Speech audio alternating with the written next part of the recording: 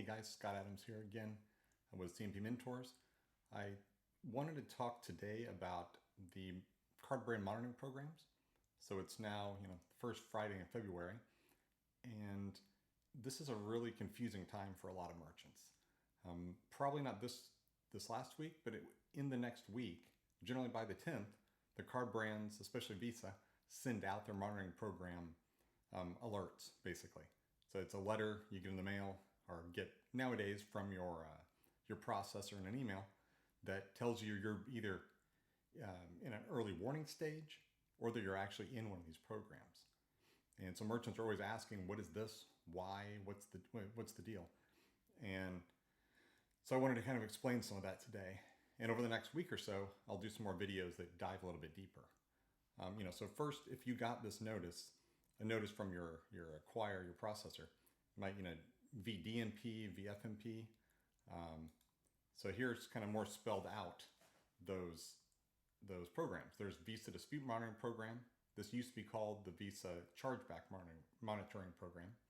There's the Visa Fraud Monitoring Program, the MasterCard Excessive Chargeback Merchant, or the MasterCard High Excessive Chargeback Merchant, or MasterCard Excessive Fraud Merchant. And basically what all these are they're watching your ratios of chargebacks or disputes, and they're watching your ratio of fraud flag transactions. And so for dispute and chargebacks with Visa, they look at the number of chargeback you've had in that month divided by the sales of that month. And MasterCard, they go a month back on the sales side.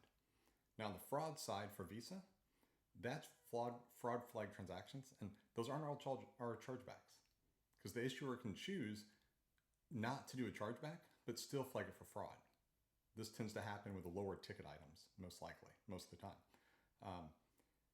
So that one, though, it's not by count, that one's by amount. So, with Visa, you have to say under 0.9 for both programs. For MasterCard, it's 1%.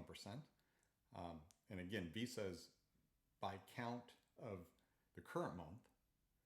And on the fraud one, it's by volume. So it's the dollar amount of the current month divided by the number of transactions that are flagged for fraud. And that's a difficult one to find. But most merchants are in both most of the time. So watch for this. Now, if this happens, you might ask, well, why am I in these programs?